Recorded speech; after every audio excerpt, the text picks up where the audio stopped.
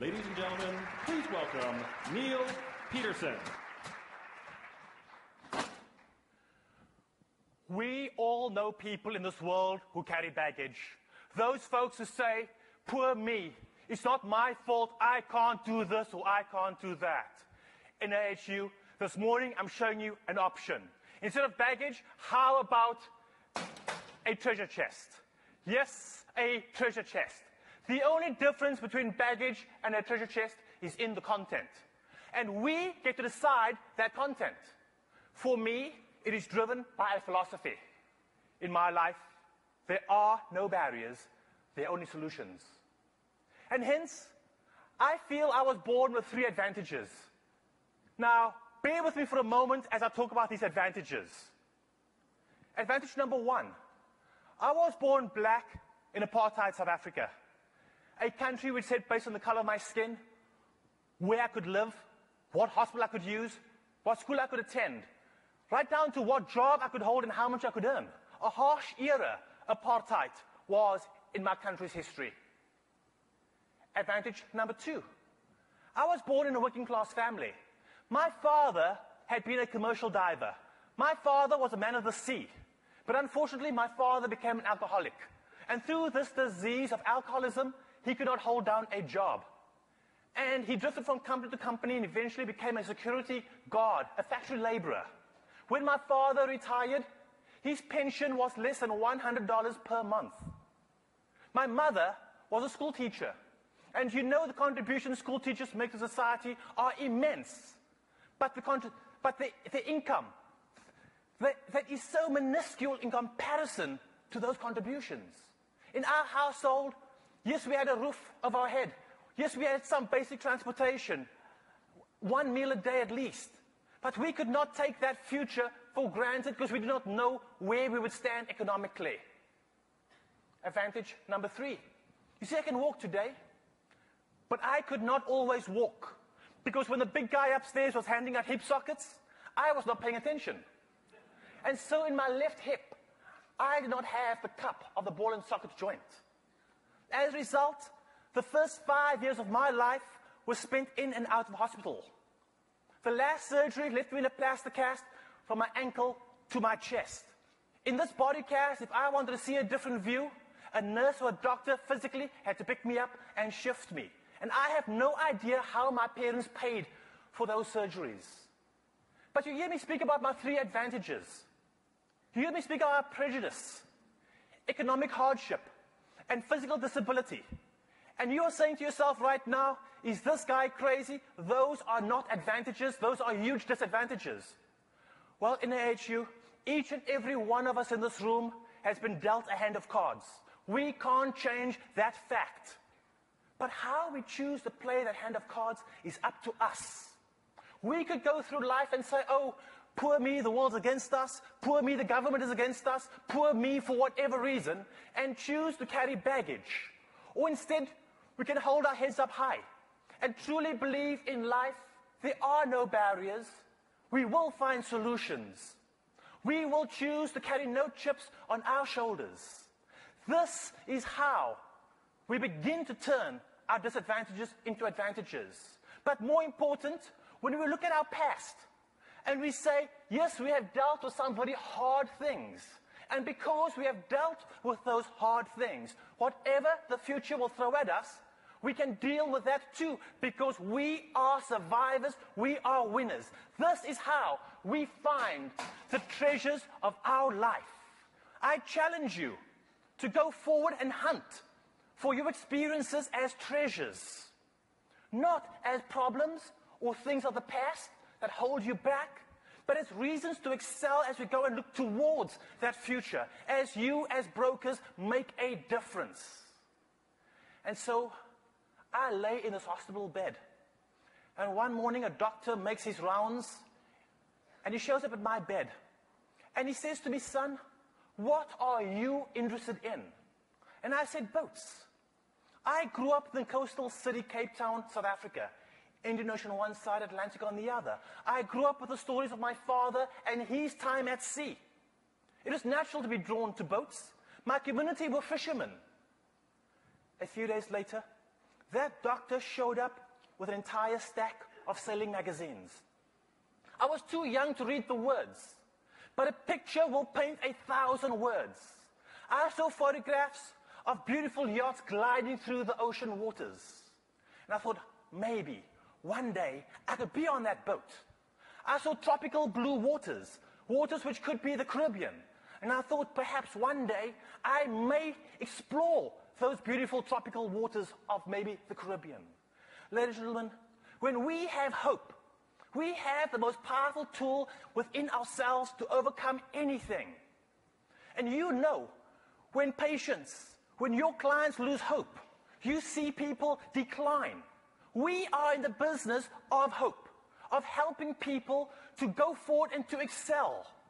Not just to survive, but to prosper. And so as I looked at these pictures, my dreams became concreted. But it was not until about age 11 that I read a book that was to change my life forever. Joshua Slocum, Sailing Alone Around the World. When I finished reading this book about a man who had circumnavigated at the last century, the 1800s, he spoke about a place called Cape Horn, the southernmost cape of the universe. I wanted to see Cape Horn. He spoke about his adventures on a yacht. I wanted to be a sailor. And I remember going to my dad and saying, hey, Daddy, please, can you have a boat, please? But on the income my father was earning, was that possible? No. But my mother said, son, stay reading, stay dreaming. The application of knowledge is the power. So I said, Dad, as you can't buy me a boat, will you take me to the local yacht club? Now let me tell you about the local yacht club. Royal Cape Yacht Club. It was rich, it was elitist. The only time someone from my community showed up in this yacht club was to wash dishes in the kitchen or to fix broken gear on their boats. My community did not show up to be equals, but my parents had the courage to let me go to where nobody in our community had gone before.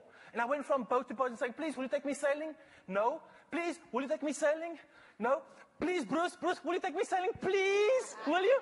Yes! Look at all the no's I went through. I got on that boat, and I loved it, and guess what? I got seasick. But I read that some of the world's best sailors got seasick. But they overcame it by being involved. You see, we all believe in doing things, in being a part of something. But when we first come to the table, we don't have much. All we bring to the table is passion and enthusiasm. When I joined that team, I had very few skills. But the more I read, I was able to eventually pull some skills together. And each weekend, when I end up on that boat, I would ask questions. How do you do this? How do you do that? Can I be a part? Are you a part of something? What is that something that you are passionate about and committed to and willing to do? And people will always criticize you. That is just unfortunately a part of humanity.